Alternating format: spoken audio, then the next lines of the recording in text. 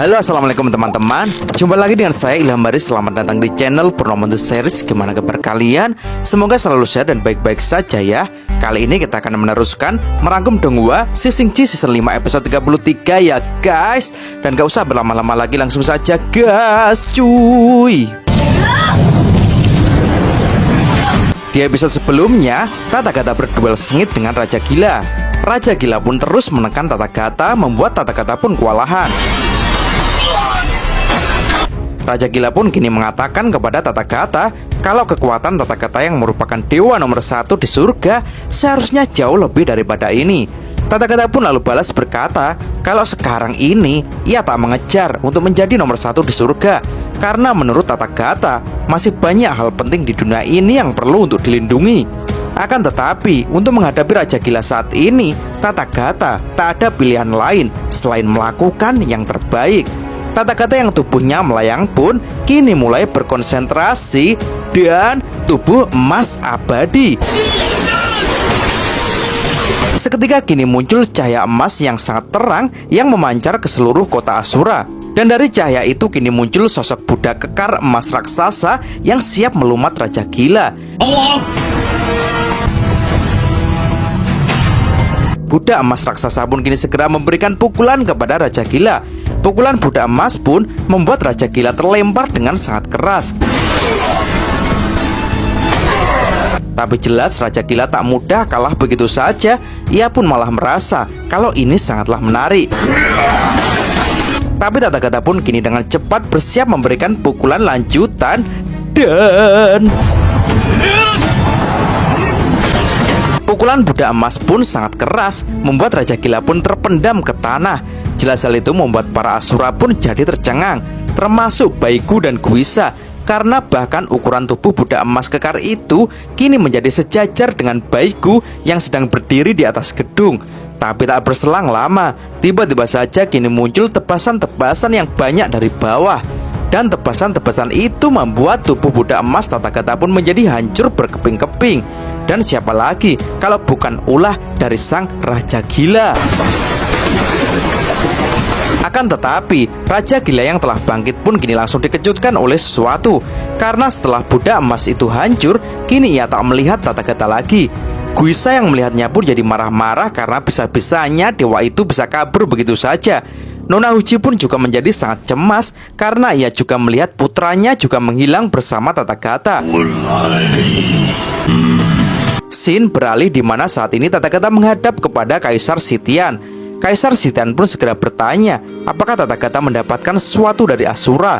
Tathagata pun lalu mulai melaporkan kalau selama ini ia menghabiskan waktunya di penjara Asura hanya demi Suma. Tathagata pun lanjut bercerita bahwa singkat cerita Tathagata pun kabur dari Asura bersama Suma yang telah sekarat. Dan setelah 2 jam Tathagata terbang bersama dengan Suma, Suma pun akhirnya meninggal dunia dan Tathagata kembali ke surga sendirian. Jenderal Timur dan Barat pun mulai angkat bicara, di mana mereka terkejut dengan Asura yang terkenal ganas dan tak pernah kompromi, akan tetapi malah menerima Tathagata sebagai tamu. Tathagata pun menjelaskan kalau memang bangsa Asura sangat suka berperang, akan tetapi ada beberapa dari mereka yang tak terlalu brutal dan mereka hanya terikat oleh tradisi yang ketat. Tathagata pun lanjut menjelaskan kalau dengan keberadaan Suma, maka akan ada harapan untuk mencapai perdamaian antara surga dan Asura. Tapi jelas perkataan Tathagata itu langsung disanggah oleh Jenderal Timur dan Barat yang memang sangat dendam dengan para Asura. Dan kini Kaisar Sitian pun mengatakan bahkan walaupun mungkin jika surga saat ini melepaskan dendam kepada Asura, akan tetapi Asura tak akan mungkin untuk mau menghentikan perang. Tathagata pun lanjut memberikan penjelasan lagi kalau Raja Gila mengomando banyak pejuang Asura. Jika Kaisar bisa melakukan kesepakatan dengannya, maka tidak akan terlalu sulit untuk berdamai dengan Asura. Tapi jelas Kaisar Sitian pun masih ragu, karena apa mungkin Raja Gila yang brutal itu maju bersepakat dengan surga. Tathagata pun bersikeras menjelaskan kembali bahwa Raja Gila bukanlah orang yang tidak masuk akal. Dan di antara 4 raja hanya dialah yang paling sedikit memiliki prasangka buruk terhadap surga. Tathagata pun berharap Kaisar Sitian mau memberikan izin Tathagata untuk pergi ke Asura lagi untuk menawarkan rekonsiliasi antara kedua belah pihak. Mendengar hal itu, Jenderal Barat pun langsung menentangnya, karena ini sama saja surga menunjukkan kelemahan kepada Asura, dan hal itu hanya akan membuat para Asura menjadi lebih sombong dan angkuh kepada surga. Begitu juga dengan Jenderal Timur yang menganggap bahwa Asura sangat memusuhi surga, sehingga ini agak terburu-buru jika untuk mewujudkan perdamaian dengan mereka. Tathagata pun masih bersikeras bahwa ini adalah pertimbangan yang sudah matang, karena hal yang paling urgent saat ini adalah menghilangkan kebencian yang tak masuk akal. Menurut Tathagata, hal yang dibutuhkan surga saat ini adalah sekutu, bukan musuh. Karena selain Asura, surga saat ini juga berperang melawan dewa bayangan gelap. Akan tetapi, Jenderal Barat pun dengan keras menentang usulan dari Tathagata, dan bahkan ia menuduh Tathagata telah berkolusi dengan Asura. Melihat pertengkaran itu, Kaisar Sitian pun segera menengahinya, dan lebih baik mendiskusikan masalah ini lain waktu. Perang antara Asura dan surga telah berlangsung selama ribuan tahun, akan sangat sulit untuk memadamkan kebencian itu. Kaisar Sitian pun bersyukur Tathagata telah kembali setelah sekian lama pergi. Kaisar Sitian juga berharap Tathagata terus menjadi pilar surga yang bertugas sebagai pelindung surga dan mengurangi beban Kaisar Sitian. Kaisar Sitian pun segera menyuruh Tathagata agar segera beristirahat dulu setelah mengalami kesulitan selama ini. Sin lalu beralih Tathagata yang menemui Dewa Sasin di kebun bunga. Tathagata pun memuji keindahan bunga di situ, di mana itu pasti adalah Dewa Sasin yang selalu dapat menemukan pelayan yang sangat perhatian untuk mengurus semuanya dengan baik. Dewa Sasin pun heran dengan Tathagata yang peduli dengan hal itu, karena harusnya Tathagata lebih baik memikirkan tentang situasinya saat ini. Dewa Sasin menilai kalau Tathagata adalah satu-satunya orang yang mengajak berbicara dengan Asura. Tathagata pun menyangkalnya karena masih ada Dewa Sasin yang selalu bisa bicara dengan siapa saja.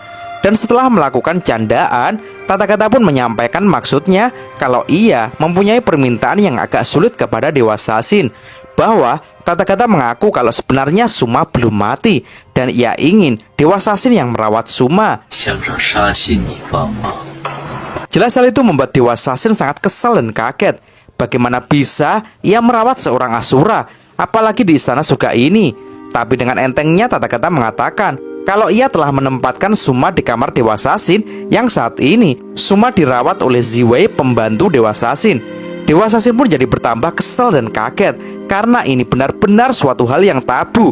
Karena jika diketahui oleh dewa yang lain, maka konsekuensinya akan sangat berat. Tathagata pun terus merayu Dewa Sasin kalau Dewa Sasin adalah dewa yang paling bisa diandalkan, sehingga pasti itu semua bisa diatasi oleh seorang Dewa Sasin. Dewa Sasin tetap bersikeras bahwa tidak ada tempat di surga bagi Asura, karena semua dewa mempunyai pikiran yang sama dengan Jenderal Barat. Terlebih lagi, Suma adalah putra dari Raja Gila. Tathagata pun terus memberikan penjelasan bahwa Suma adalah kunci untuk menyelesaikan masalah surga dengan Asura. Hingga akhirnya, kini mau tidak mau, Dewa Sasin pun bersedia untuk membantu sahabatnya Tathagata.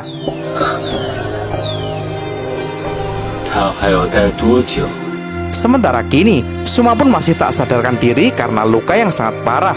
Akan tetapi, Suma yang mempunyai vitalitas yang tinggi dipastikan sebentar lagi akan segera bangun.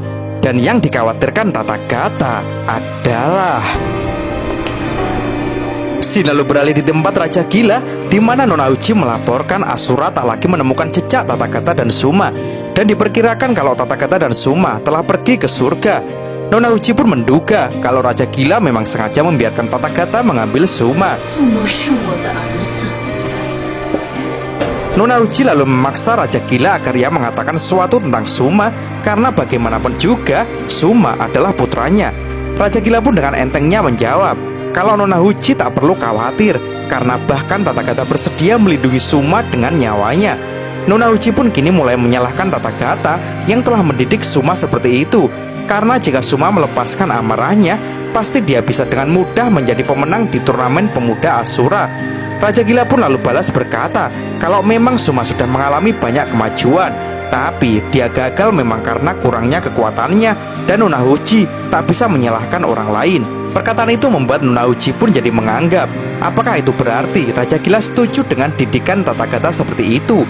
Raja Gila pun lalu mulai bercerita bahwa saat ia akan mengejar Kaisar Sitian, hanya Tathagata sendirian yang bisa menghentikannya. Raja Gila mengaku di saat itulah ia baru pertama kalinya berpikir kalau ia akan gagal. Raja Gila pun mulai berdiri dan ia lanjut mengatakan kalau dendam antara dia dan Tathagata dan juga masa lalu klan Asura dan para dewa sudah saatnya untuk diakhiri sepenuhnya. Jelas perkataan itu membuat Nona Huji jadi terkejut. Dan benar saja, Raja Gila pun kini mengangkat kedua pedang iblisnya. Dan ia pun segera menyuruh Nona Huji untuk memberitahu ketiga Raja Asura lainnya bahwa dia akan mengajak semua prajurit Asura untuk bergabung dengannya untuk menaklukkan surga. Scene lalu diperlihatkan di dalam pengadilan Asura, di mana saat ini semua Asura telah berkumpul. Raja Gila pun lalu berjalan dan berdiri di atas panggung. Dan di depan semua prajurit Asura, Raja Gila pun mengangkat pedangnya. Dan dengan keras Raja Gila pun berteriak kepada semuanya kalau Asura akan kembali ke surga untuk meratakan istana surgawi. Seketika semua prajurit Asura pun bersorak-sorai dengan gegap gempita menyambut peperangan ini.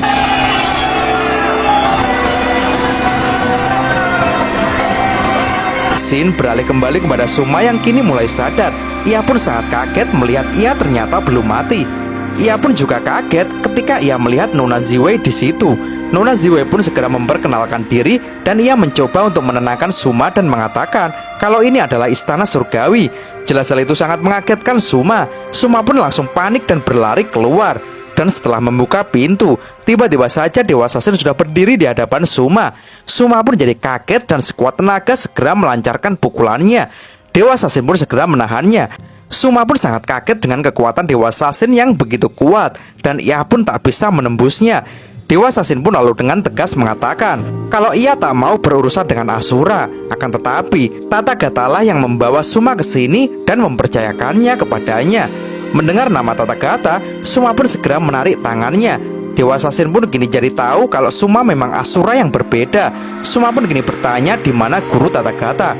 Dewa Sasin pun tak menjawabnya dan ia hanya menyuruh Suma agar terus tinggal di dalam sini untuk memulihkan diri. Jangan sampai mengecewakan kerja keras Tathagata. Dan kini tiba-tiba saja langit pun mulai menjadi gelap. Angin pun mulai berembus lebih kencang. Sambil menatap ke langit, Dewa Sasin pun berkata kalau apa yang terjadi selalu tidak dapat dihindari. Scene lalu beralih saat ini para prajurit surga telah berkumpul di aula utama. Salah satu prajurit pun berteriak kalau Asura akan menyerang surga secara langsung.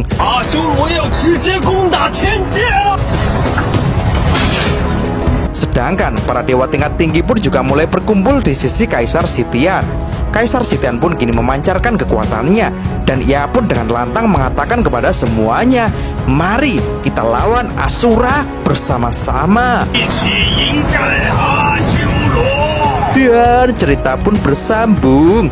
Oke teman-teman, terima kasih sudah nyimak alur cerita kali ini sampai habis. Semoga teman-teman terhibur. Jangan lupa terus dukung channel ini agar terus berkembang ya. Dan sampai jumpa di episode selanjutnya. Assalamualaikum warahmatullahi wabarakatuh.